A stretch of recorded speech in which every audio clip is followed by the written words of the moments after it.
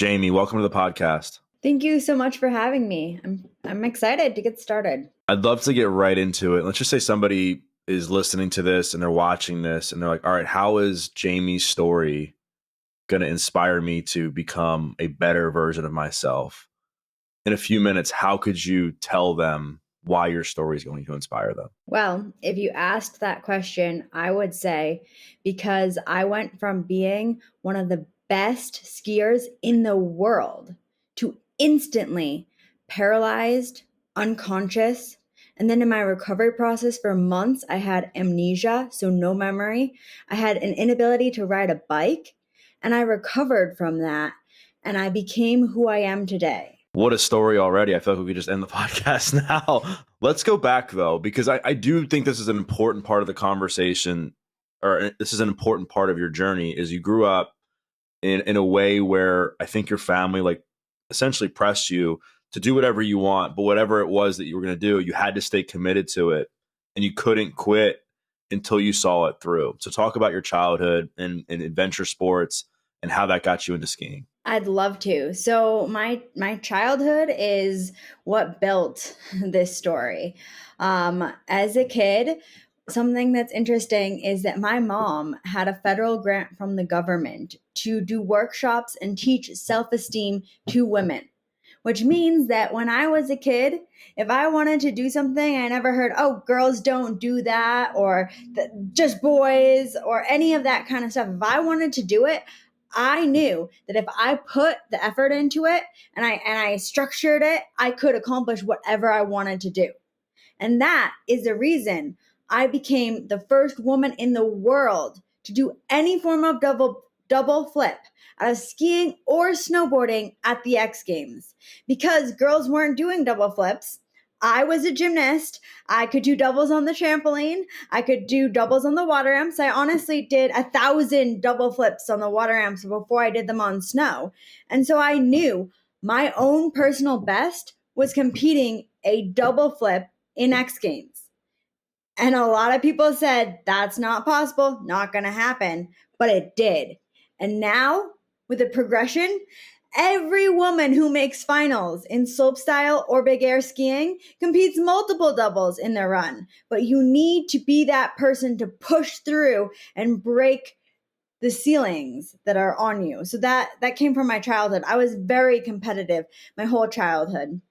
I was very ambitious. That's in my innate personality. And I also was raised with the understanding that if you have a goal, you need to set attainable steps to reach that goal. And no matter what the goal is, you can reach that goal, but it's going to be hard work. And that's the biggest thing that translated into my recovery from my brain injury, that we do a lot of work with individuals. And the thing is, it's going to be hard. You're going to be embarrassed and you're going to be like, this sucks. You have to have that feeling. And it seems impossible when my whole right side was paralyzed for me to do anything on my right side. Hold a glass of water. I couldn't do that. My hand shook. It seems impossible. And if I had let it become impossible, and if my caregivers, my family members had been like, oh, Jamie, you had this big trauma. Let's go to your left side. Like, let's cut with your left hand. It's too dangerous to cut with your right hand, and pushed me to accept that disability, I would be permanently disabled right now. But I'm not, because I didn't listen to them. And that stemmed from my childhood. And other individuals can have that as well. Even if you didn't have the same childhood that I had, you can develop that understanding that things that seem impossible, you can accomplish. So I'd love to get into the mindset stuff and how people can build this sense of willpower and resilience and motivation to do hard things and transform their life when it feels like it's impossible. I want to go back and start to get in more into your story and talk about like the path into skiing, becoming a world champion, and then also like it inevitably ended up happening on that one double backflip jump. I believe it was in 2015. You dove into a bunch of sports growing up. You mentioned gymnastics. I think soccer was up there as well. Skiing, snowboarding. What led you to go all in on skiing? Well, I have been skiing since I was a 1-year-old child. as far back as my memory goes, I've skied. And then also it's generational. So my grandmother, she lived in Idaho and was in some of the first ever Warren Miller ski movies. And her brother, my great uncle, went to the Olympics in skiing twice. So it was just part of my family to be a skier. And then when I figured out that I could combine skiing and gymnastics and do the flips and spins on the snow, that's when my career and my passion started taking off. And so it wasn't just something you were passionate about. You're also very good at it. You ended up becoming like a world champion, right? Like one of the best in the world at skiing. What was that process like for you? So I think part of becoming the best in the world is the amount of time you dedicate to that activity, to what you're doing. So I was very fortunate as a child, and I could ski just about as much as I wanted to. I was homeschooled and I skied with different skiing academies, and I just had exposure, enough exposure that I could just do it on repetition. And that's how you become good at something. You practice it enough, like 10,000 hours of repetition to be able to accomplish those things. So with gymnastics and skiing, I was just kind of a daredevil and able to push it in gymnastics and able to push it in skiing. And so then I combined the two. And even during that combination process, I felt like I was a little bit old to combine the two of them. I was like 16 years old. And in the world of sports, you feel like 16 is very, very old. So it took me a while to realize that slopestyle skiing, which is multiple jumps and spins and it's a very creative process, existed. And then when I realized it existed, I went to a trampoline camp and I won a free week at a water ramp camp. Water ramp is when you slide down plastic and you flip into a pool. This was in Lake Placid, New York, and I was so excited. And so I went there and I was staying at the Olympic Training Center. And the first day I was there, I learned how to do a front flip. And the third day I was there, I learned how to do a back flip. And then the fifth day I was there, I actually was interviewed by one of the coaches of the US ski team. And he offered me to stay living at the Olympic Training Center all fall and train 6 days a week and join the development team. And I was like, hell yeah, I definitely want to do that. So I moved from New Hampshire to the Olympic Training Center in Lake Placid, New York. And I was doing flips into the pool 6 days a week. So that's how I became so proficient so quickly, is because I took the time and I dedicated myself to it. So that first winter at Junior Olympics, I got third in slopestyle and third in aerials. And then the next year, I won the overall, I won slopestyle, I won aerials, and I got third in halfpipe. And the reason I got so good was because for both of those years, the whole summer and fall, I was training 6 days a week. You know, we've talked about commitment and how like the rule for doing things that you wanted to do was that, you know, quitting wasn't necessarily an option until you saw your commitment through. Take the audience to April 11th, 2015, where you're doing this double backflip, I believe. Like, talk a bit about that day and why it completely changed your life. I will talk about that day, and it's what I'm most commonly asked about. And the interesting thing is I have absolutely no memory of that day. And I have absolutely no memory of over a month after that day. So I will tell you, but it's information that has been told to me. Because on that day, it was my little sister's first World Tour finals that she was competing at. And it was World Tour finals. And she gave me a hug when I dropped in for my second run.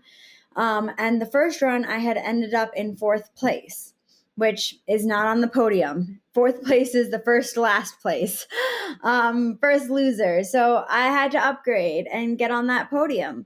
So I did an off-axis double flat seven. It was actually called it's called the double flat seven, but it is an off-axis double backflip.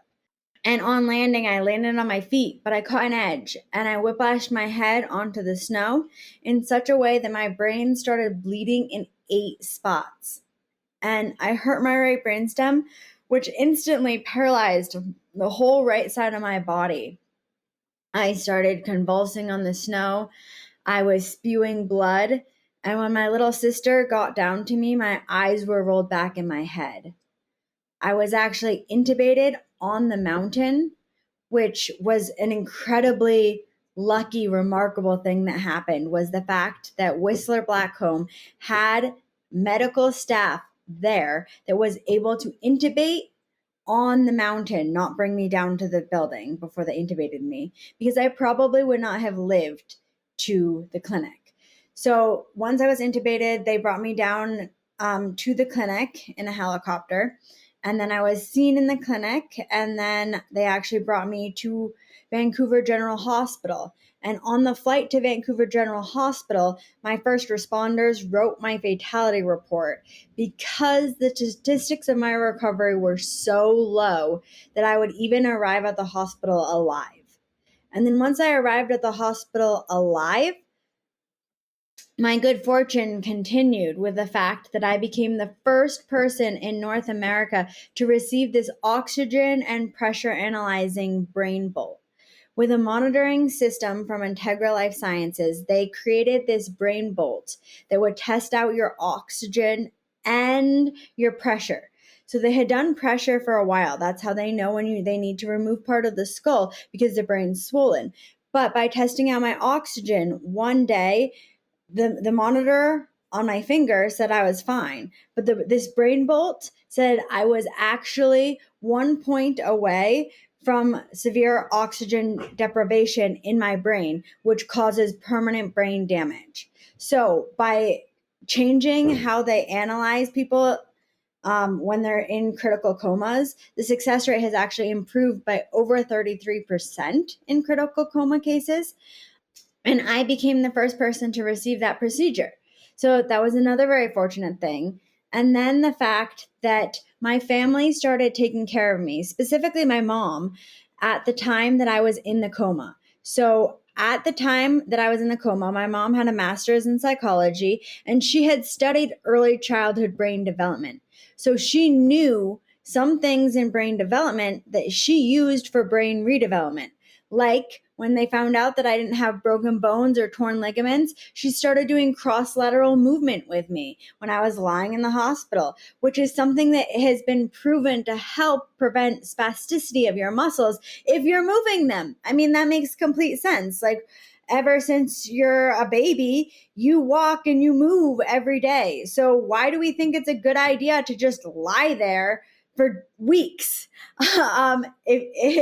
If you have broken bones, you have to. But if you can move your body, so my mom started moving my body, and she would do things like add fish oil and probiotics to my feeding tube. She worked in collaboration with the doctors, and the doctors were comfortable with me adding most everything she mentioned, but it had to go through the process of, being sealed and something that had actually been scientifically proven to aid in brain recovery, like fish oil. We know fish oil is good for your brain. We know that. It's a fact. So adding fish oil to my feeding tube would help my brain's recovery capabilities. That's scientific as well, but it's not part of the protocol that the hospital prescribes. Same thing in US hospitals. US hospitals, if the family caregivers know enough to work in collaboration with the doctors, there's differences that they can make to the outcome. However, it's not part of the protocol that the hospital will say, okay, add in the fish oil. The first thing I want to say is it's incredibly inspiring that you're still able to have conversations like this, given what you went through. And it's amazing that you're still alive. You mentioned you didn't have any memory the first month after the accident. What was going on with you then? Were you able to, what was life like for you the first month after the accident? Well, the first month after the accident, I don't have memory of. And I was in a wheelchair, and I was unable to do just about everything. I actually, again, my mom's idea for me to do Rosetta Stone, which is a language learning app in English, which is my native language, because I didn't know English. I didn't know how to articulate words. Kind of like when you're a baby and you're born, you don't know how to speak. I went through that whole process that you do through birth through 25 years old. I had to go through that all over again. So my first lesson in Rosetta Stone, I actually failed 7 times before I passed it because I couldn't process through that kind of stuff. So that's what it looked like the first month. Some of the things that happened in the first month that was a little bit different than the standard protocol that people do is as soon as I was able to leave the bed, my family started taking me outside. And so even when I was on the feeding tube, so I couldn't even eat on my own, but they could unhook me for a period of time. They would unhook me and put me in the wheelchair and then take me down and bring me outside because the power of nature is so profound in a recovery process. It's tragic that in hospitals, you generally just stay inside the whole time because your body can't function that way. So they would bring me outside even when I was on the feeding tube and stuff like that. But the first month, I couldn't even walk. My whole right side was still paralyzed of my body. I couldn't even smile like that. This was the side that was paralyzed. It would look kind of like half of my face would smile and the other half would just stay still, or half of my face would crinkle and the other half would just stay still because I couldn't use anything on the right side of my body because I had damage to my right brainstem. So explain to the audience, like, what are some of the like skills you had to like relearn? Like, I think you had to like, essentially you had your brain was comparative to like a 1-year-old or something, right? I had to relearn everything you learn your whole life. I had to relearn how to walk. I had to relearn how to talk, articulate words, pronounce words. I had to relearn everything. As it progressed, I had to relearn how to ride a bike from a recumbent bike, which is like a grown-up tricycle. I had to relearn how to ski. I also, when I left the hospital and I went to outpatient therapy, I went 5 days a week. And this is really important because most people don't know that is not an option for many individuals. Because most private insurances cut you off at around 30 treatments. Regardless of whether your doctor says you need more or not, they will cut you off and you will be left how you are. Your recovery probably will stop and you will have permanent disability that you would not have to live with if you continued your rehabilitation. That's a pretty dramatic thing to say, but it's true. I was able to have the rehabilitation until I graduated from each program not getting cut off because Utah has a federal traumatic brain injury fund. And so they paid for my rehabilitation. When my private insurance that my father worked on Wall Street in New York City, it was one of the best insurances I could have. It was not going to cover the treatments that I needed to the extensive amount that I needed. And so I went with the Traumatic Brain Injury Act in the state of Utah, and I graduated from each venue. So I had speech, occupational, and physical therapy. And one of the things that's interesting in my occupational therapy is I had to relearn how to drive. So my driving rights were taken away from me because it was unsafe for me and for everybody else for me to be driving a car. My rights to make legal decisions as a full-grown adult were also taken away from me at the time.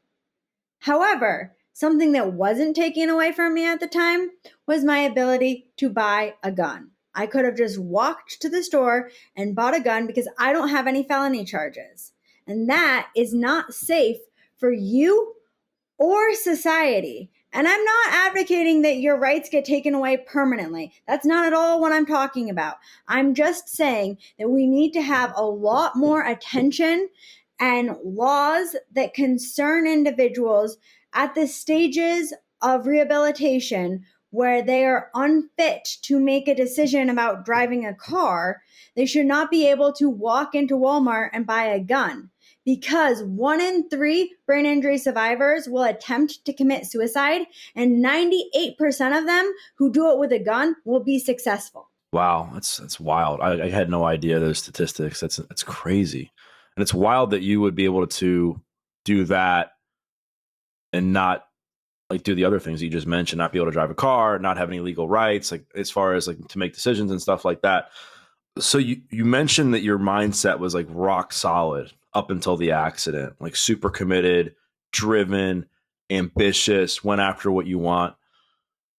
When after the injury happened, I know that there was obviously a time where you didn't have your mind, right? When did your mind start to come back? Like when were you able to start like thinking, oh, like I'm learning to walk again. Oh, I'm doing this and that. Like when did that start? So my mind began to come back starting about like a month and a half to 2 months after the accident, but it came back very fragmented. So it took multiple years, like a good 5 years, to feel like I was able to articulate words and have a presence and be very similar to who I was prior to the accident in the sense of my capabilities as an adult. So when my mind started to come back, something that really was beneficial was the fact that I had been an athlete my whole life, which meant that I had had other injuries, which meant that being unable to walk wasn't mind blowing to me, because I was like, okay, when I had my ACL surgery, I couldn't walk. It sucks. It's really hard, but you can get over it by setting those goals and setting attainable goals to reach those goals. So I really understood that as my mind was coming back, it was just like already in my body. So an example is that I wanted to get back to skiing.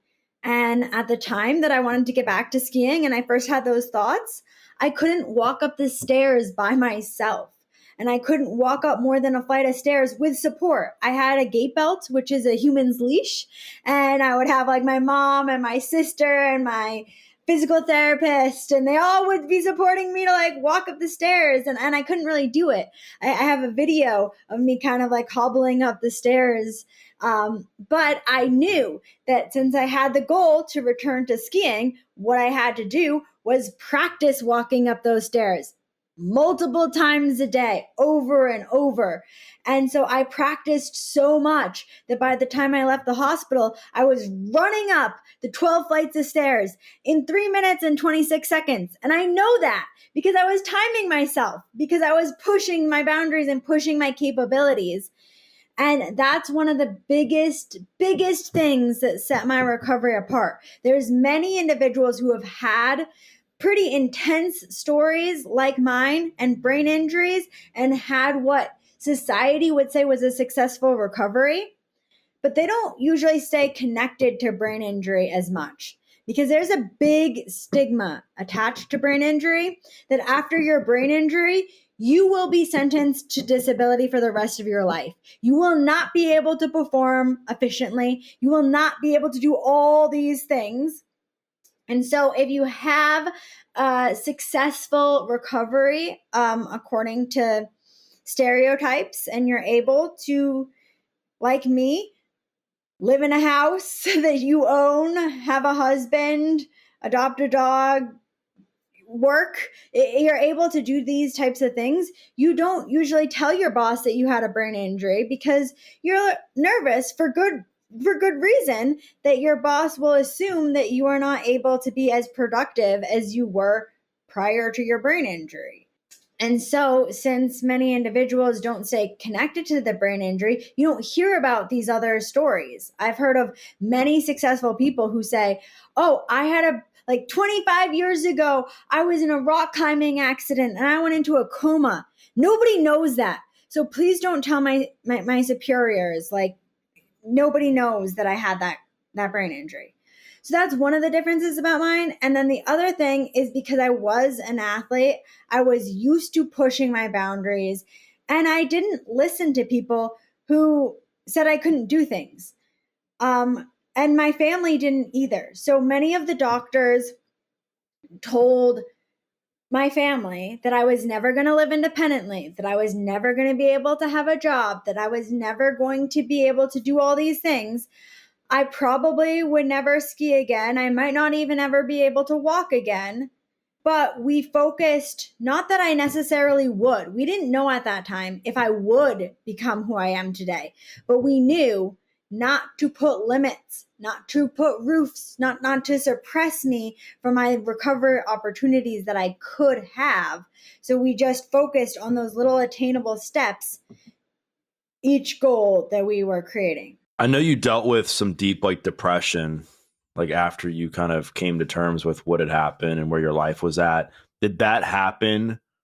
Like you mentioned, like a year after the accident is when you finally came to terms with like what actually went down in your life. Is that when the depression started to sink in? Like, talk about that. So depression started to sink in that first winter. I went back to skiing, and that was really motivating and exciting. And I kind of equivalated my brain injury with a torn ACL. So I was like, okay, this year I'm going to take off from competing, but I'm going to go back. I was firmly convinced that I was going to go back to competing. And then I realized that not only did I have to relearn how to ski, that meant I had to relearn every single trick in skiing. And the first time you're learning tricks, you fall a lot. And I knew I would fall a lot.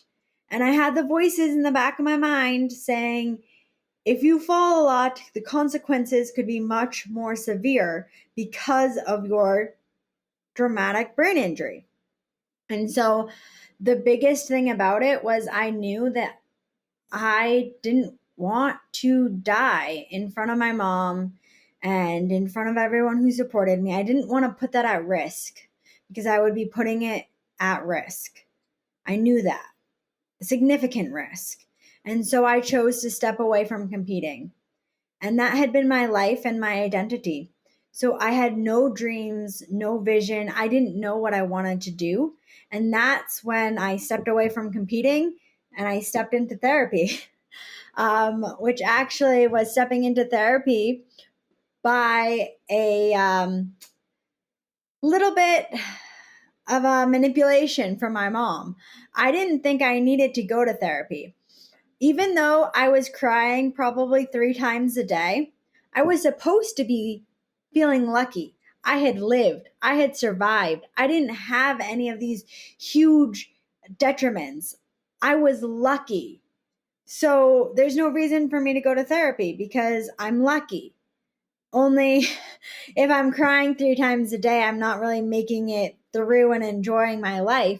So we had a grant company, and my mom said that they had already paid for therapy. So if I didn't go, I would be wasting their money.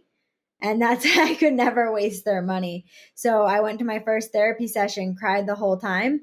And it's one of the most life-changing things that I ever did. What's been the hardest thing for you to come to terms with? The hardest thing for me to come to terms with is something that I'm still not sure if I actually came to terms with it. And I haven't decided that it's my destiny. But the hardest thing was for multiple years losing my successful identity and being unable to accomplish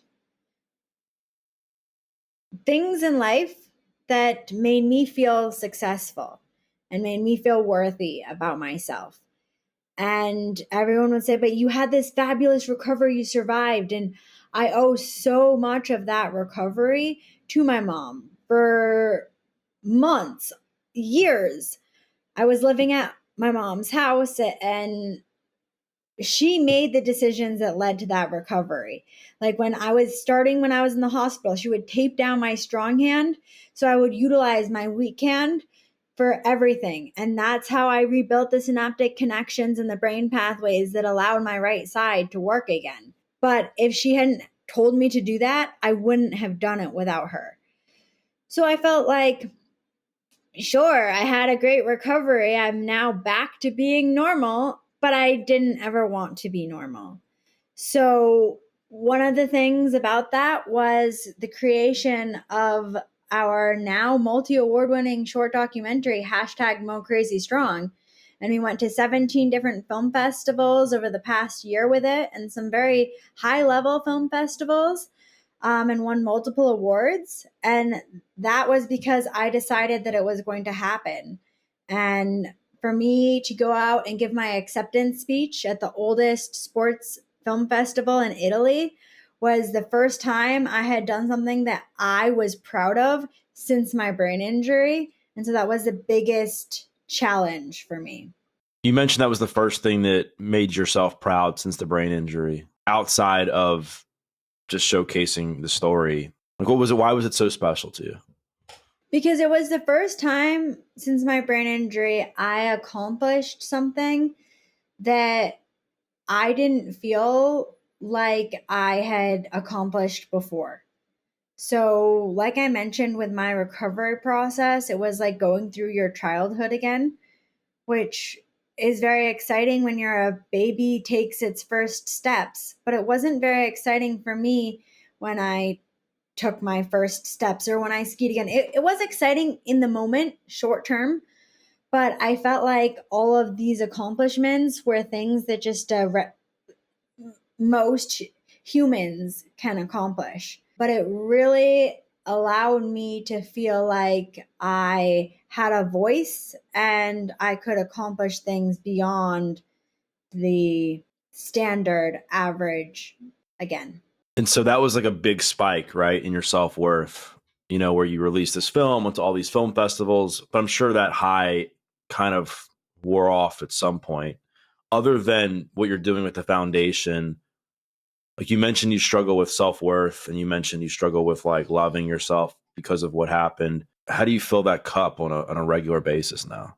I do two things. So, and this is something that went throughout the whole accident of when I was having days where I struggled and felt overwhelmed and sad about things. One, accepting that it's okay to have those feelings and then that's you do feel stuck and pent up. And then doing something like this past week, I was actually having a little bit of a stuck feeling about our foundation. It's moving along really well, which is exciting, but it's only been a foundation for a year and a half. So it feels stuck.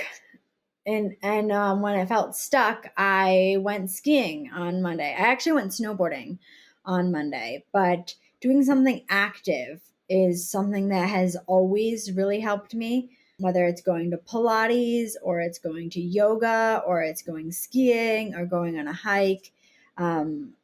Something active, something outdoors, separating yourself from what's stressing you out. Those are all things that can really help you. And then use that frustration to your benefit. So if you're feeling like you're stuck and you're feeling like you're frustrated, let those emotions happen and then take action towards why you feel this way, and creating lists and creating things to help you understand why you're having these emotions, and then use that as fuel to get over those emotions. So you mentioned like when you first had the accident, you essentially had the brain of a 1-year-old. You were doing your childhood all over again until, I guess reparenting yourself in many ways, right? How long did it take for you to, would you say, to kind of get to a point where you felt like you weren't disabled? The first response to that question is I never felt like I was disabled, even when I was. So for the first year, even like 3 months after I left the hospital, I went back to Mount Hood, Oregon. And I saw all these people that I knew, and I thought I was fine. And I had very, very visible deficits still. When, though, did I reach the point where, looking back at it, I don't think I was disabled? Because now looking back at it, I can just say, okay, even though in the process I thought I was fine, I really wasn't fine. But it probably took a good 5 years where then people would meet me and they would, like, now if someone has met me in the past couple of years, they think I'm about the same. They think I am the same. However, if someone met me when I was 3 years out of my brain injury and then met me again 6 years out of my brain injury, they would say, wow, like your words just seem so much smoother and like everything seems to flow. I don't really know how to explain it, but like I can see it. I can see a difference. And so it took a good like 5 to 6 years to get past that. And that's a really interesting point as well, because I had an extremely successful recovery. And the fact that it took me that long means that we need to have the opportunities for rehabilitation and to understand what to continue to do for rehabilitation far longer than our insurance will cover us. Because for those 6 years, I was continuing to heal. I was doing some of the things that we teach in the MoCrazy Method Bootcamp. I was doing them. And these are types of things that don't cost tons of money, like finding apps to stimulate your brain on your phone and eating healthy and exercising and the mindset. All of this stuff I was actively working on specifically for brain injury recovery for 5 to 6 years. And now I still do those things to continue to be a healthy human, but I no longer have direct disability connected to the brain injury.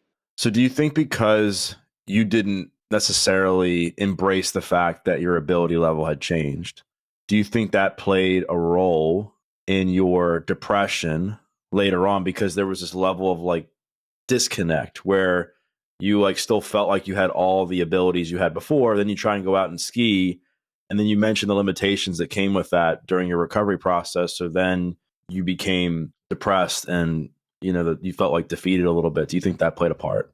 Maybe a bit of a part. The thing about depression after a brain injury is I have not met anybody who has not gone through depression stages after a brain injury, because you have the fact that your life has changed and you have the fact that all of your emotions are in your brain.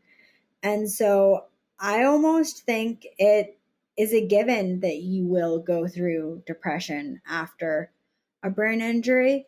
I think that it probably was a little bit frustrating that I felt like I was okay, but I couldn't deliver the way I felt like I should be able to deliver. So that was challenging, but it also was something that stimulated me to actually get to the point that I could deliver the way I wanted to deliver. Because one of the biggest things that we have found with all the different brain injury survivors that we work with and family caregivers that we work with is the really sad truth that quite often the disability is put on themselves or on their family member. Years ago, we had contact with this family, and the family caregiver was like, well, they can't do this and they can't do this and they can't do this and they can't do this because of their brain injury. Like this side of their body doesn't work, blah, blah, blah, blah, blah, blah. And that's putting ceilings on the survivor. And like the exact opposite happened in my case. As I mentioned, when I couldn't use my right side at all, my left side was taped down. And that was so frustrating. I was so mad at my mom. I was just so mad at my mom. So pissed. And I even told her, I was like, I hate you right now. Like, I was so angry. It was so challenging. But if I didn't have to go through that work, my right side wouldn't work. And the same thing, I know some like very high level, amazing athletes. And One of them that actually the family skis with my mom. My mom's a ski instructor, but Nomar Garcia Parra and Mia Hamm, they're an amazing family. And Nomar was talking about like his rise in baseball. And he was like, I practice every day. Like I went above and beyond what anybody expected me to be doing. And you hear that story from people who are exceptional in sports. So if you want to have a recovery, don't you think you should push it and do it? Like we had somebody working with us at MoCrazy Method, and we were doing like this balance exercise, and he sat there because he doesn't have good balance. That's not what you do. If you don't have balance, you don't walk on a tightrope, but maybe you do movements when you're sitting, or you say, I don't have balance. What do I do to partake in this activity if I'm struggling with balance? Or you hold on to something. You take steps. You can't just like not do anything because you have a challenge. And that is one of the biggest things in my recovery process that both my caregivers and myself believed, that even though I couldn't do something at the time, did not mean that I should handicap myself. I should allow myself to never be able to do that and use it as an excuse for my incapability of doing it, instead of just saying up front, I can't do this right now. What should I do? And that's one of the biggest things. Is there are over 5 million Americans hospitalized because of traumatic brain injury every year. There are so many individuals affected by this. And so many of them say, well, you're so lucky, you're so lucky, you're so lucky. And then we say something like, well, why don't you join this boot camp? And they say, oh, I couldn't. Or they're like, oh, well, I don't have balance, or, oh, I don't this, or I can't do this because I had a brain injury. I can't have a partner because I have a brain injury. I can't. That's not the truth. It changes your ability. And quite often it changes your ability in ways other people can visibly see. And you might not be able to. Actually, most people cannot live their life exactly how they did prior to their brain injury. I certainly am not living the same life I was living prior to my brain injury, but that doesn't mean that you're destined to be unhappy and have a disability. Even if you have a change in your ability level, you can take that change in your ability level and still find ways that you can contribute back to society, and you can live a life you love to be living. Every person can find a way to live a life they want to be living after brain injury. A lot of people struggle with losing their identity and their sense of purpose. And I would say 99.99999% of the people listening to this have never experienced and will never experience what you went through. But there is like some common themes here, right? Of like losing everything, being on top at one point, and then like literally falling, right? What's your advice to somebody who's listening to this or watching this, where they feel kind of like you did when you were depressed and going to therapy? You felt like you lost your sense of purpose and identity, and they felt like they were at one point on top, and they're just now at this emotional rock bottom. Like, what's your advice to them? The first thing I would say is to recognize and accept that you are having these struggles. For years of my brain injury recovery, all of my struggles were invisible. I had such a critical brain injury that you could see when I relearned how to ski. You could see when I relearned how to walk. I got a lot of attention and praise for that. However, you could not see when my emotions became stable enough that I wasn't crying multiple times a day. You could not really understand when I could find the words that I was trying to articulate in the sentence. That stuff is all invisible. And we all encounter invisible challenges. And recognize them and give them tribute. You don't need to brush them under the ground. You don't have to pretend that they don't exist. You can recognize them and then find ways to surpass them. So once you recognize them and you let yourself have those crying moments, you let yourself feel frustrated and you're okay with that, then think about it kind of rationally. Be like, okay, if this person is having these troubles and wants to get here, what are this path that they can take? What are the steps that they can take? What are the attainable goals that they can take to get from here to here? And lay it all out and then start to take those goals and be open to the experience and make sure you're doing things that make you happy and have fun the whole time. This is we've had like kind of an intense conversation, but one of the biggest things that was important during the stages of hospital recovery was every stupid thing I did, we turned into a joke. And there were so many times when I said really wrong words, did really wrong things, and we just laughed about it. And I was like the biggest comedy walking around. So being lighthearted and making things into a joke.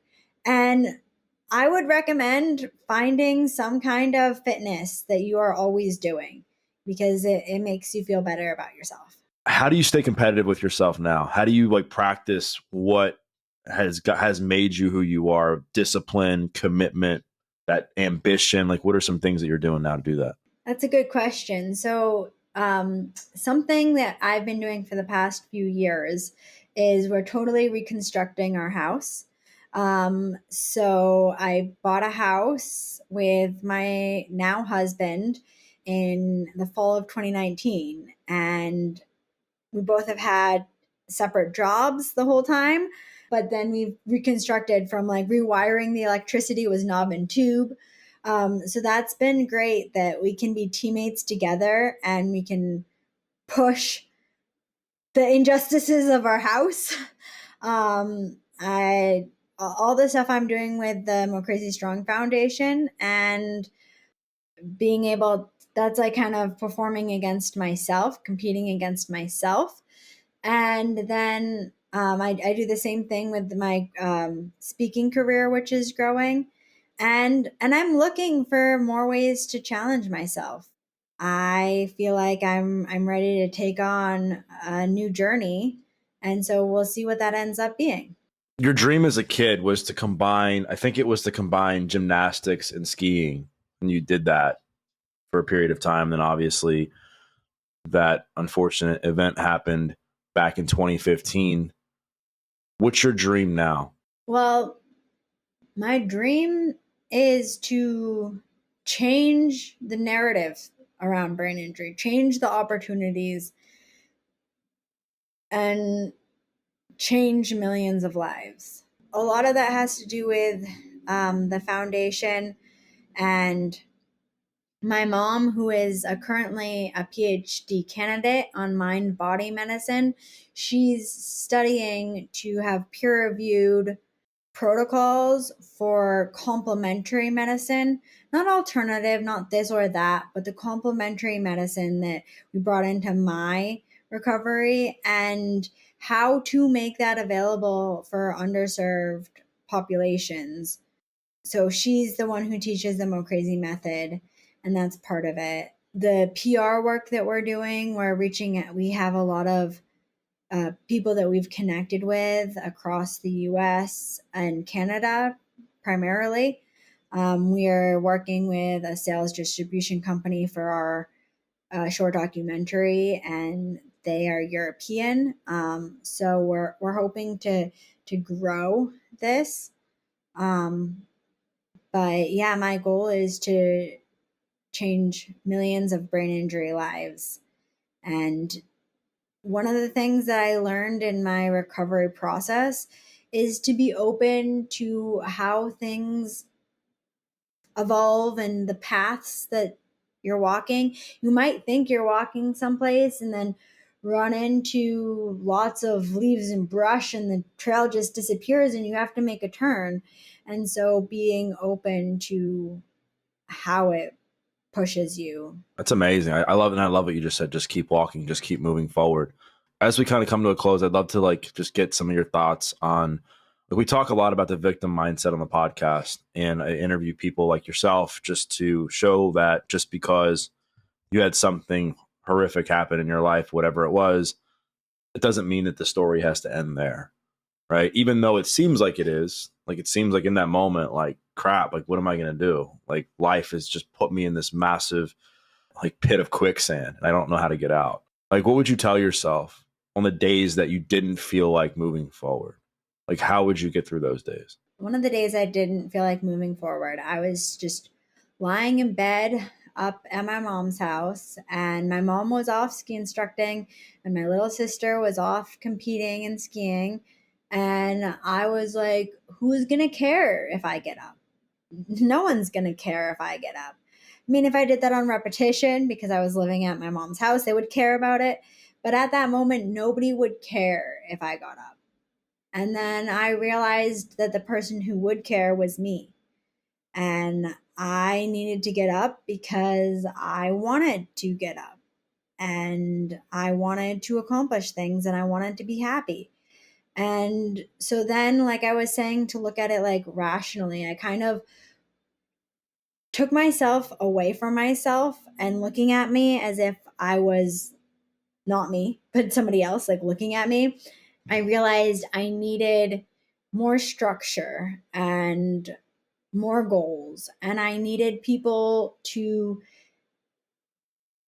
judge me and analyze me again. And so I went back to Westminster University, and on finals week, I was like, why did I want to get judged? But it was important for me to have to perform and deliver my homework and deliver the exercises. And that structure was really important for me.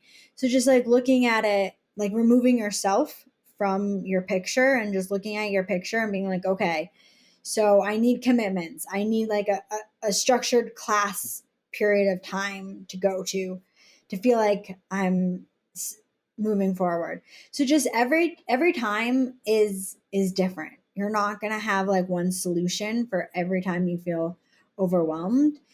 Besides, the one solution I would say is just in the moment, go do something active. That's my like go-to is if I wake up in a bad mood, I'm like, okay, I got to go to yoga class. So going to do something active and then just look at it, remove yourself from the situation and analyze the situation as if it's your friend or somebody that's not you. I think it's much easier to love the process of something when you know you're chasing towards some end goal that is going to pay off.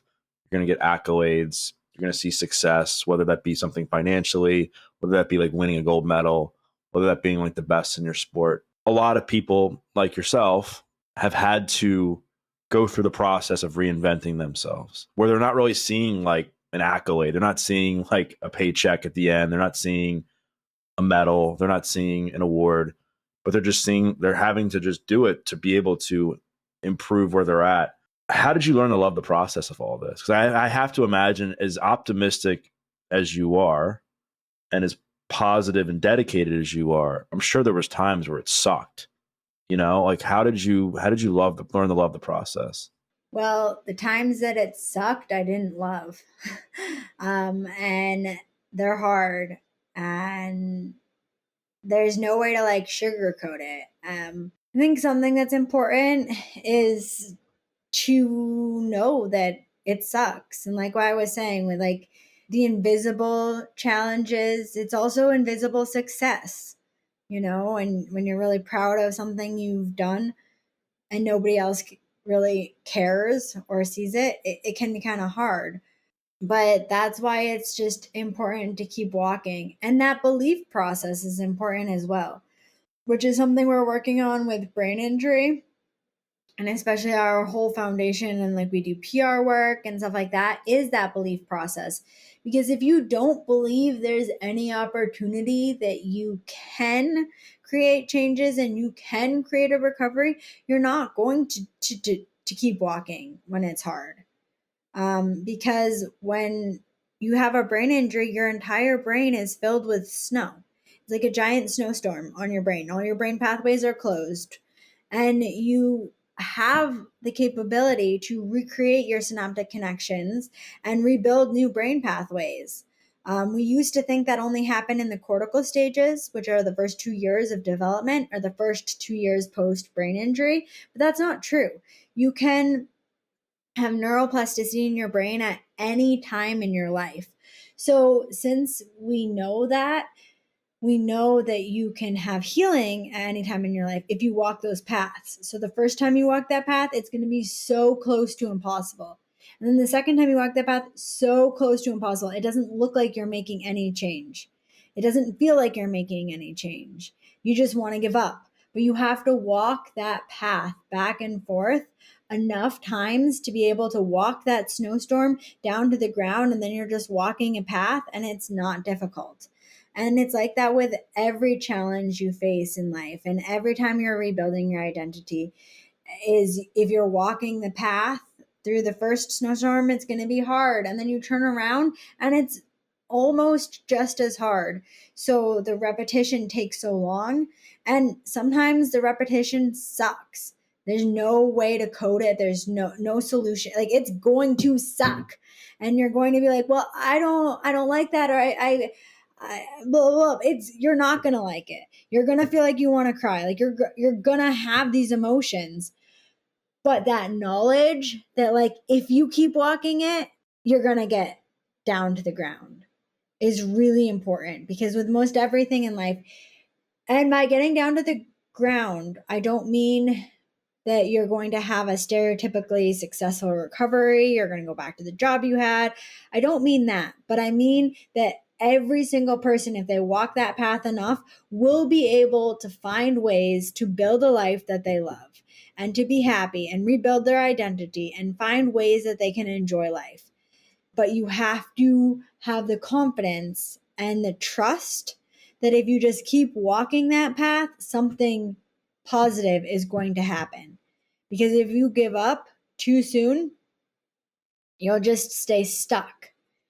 And then you can blame it on all these other aspects of your life, like victimize. Many people do with brain injury. It's because of my brain injury, I can't do this. But there's ways you can do everything. I know somebody who had their leg amputated because of cancer, and they wanted to be a professional skateboarder. So they couldn't do that, but they became an Olympic, Paralympic snowboarder. So there's changes that happen in your life, but there's ways that you can take those changes and find solutions to creating a good life. What are you most thankful for regarding your mom? I'm going to say two things. So one of them is I'm incredibly grateful and thankful that she had the education and training that she had at the time of my accident. Because some of those things that she did, she would not have, no matter how much she loved me, she would not have thought to do them. And then the second thing is that she wouldn't put a ceiling on my recovery. And that is something that we have seen play out a few times with other recoveries that have surpassed expectations, which is a beautiful thing, but not putting ceilings on the recovery. You can't promise that somebody will have the same recovery that I had. You can't promise that. However, you also can't promise that they will not. I guess as a quick follow up to that, like, I mean, and I know this is kind of obvious, but maybe just talk as openly and as emotionally as you can. Like, what's it meant for you that she's essentially created a second life for herself to really help you save yours?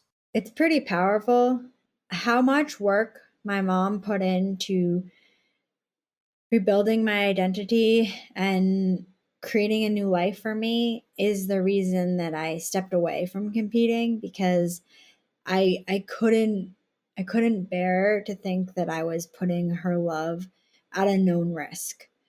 And I mean, we all get into cars and we all do things that could have bad outcomes every day. The number one place to have a traumatic brain injury is actually slips and falls in the bathroom. So unless you're going to stop going to the bathroom, it's a possibility. But with skiing, it was a calculated, known risk to competing, because, like you pointed out, I'm very competitive.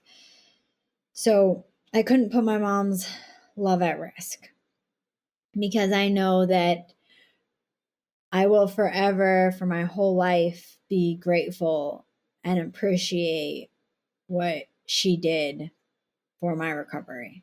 Jamie, thank you so much for this conversation. Loved it. I think the audience can get a lot of value and inspiration from this. And just thank you. I mean, I'm so amazing and grateful that you're alive and you're able to like have conversations like this, like I've already mentioned, but I just appreciate your vulnerability. I know, like you said, like this conversation's been kind of deep, where we've gotten kind of into it a little bit, but I just wanted to thank you for everything. And if people want to connect with you, if they want to donate to the foundation, if they want to learn more about what MoCrazy is doing, where's the best place to do all that? Our website is www.mocrazystrong.org, MoCrazystrong.org. And you can donate to the foundation through that. My Instagram is at Jamie MoCrazy, JamieMoCrazy. And those are the two biggest ways. And then you can also email me at jamie@mocrazystrong.org. And I'd say the easiest way to get in touch with me would be just to send me a message on Instagram. And then you can donate through our foundation's website. And if you're interested in having me speak or screening our film, we would love to set up. We're running an impact campaign where we're going to different schools and sporting teams and organizations to do that as well. Awesome, Jamie. Well, thank you so much for sharing all that and for coming on here and just sharing your story. It means a lot. The audience is going to get a lot out of this. And I hope you continue to have so much success with what you're doing. And thank you again for coming on the show. Thank you so much for watching. If you like this video, I really think you're going to like this video as well. I'll see you there.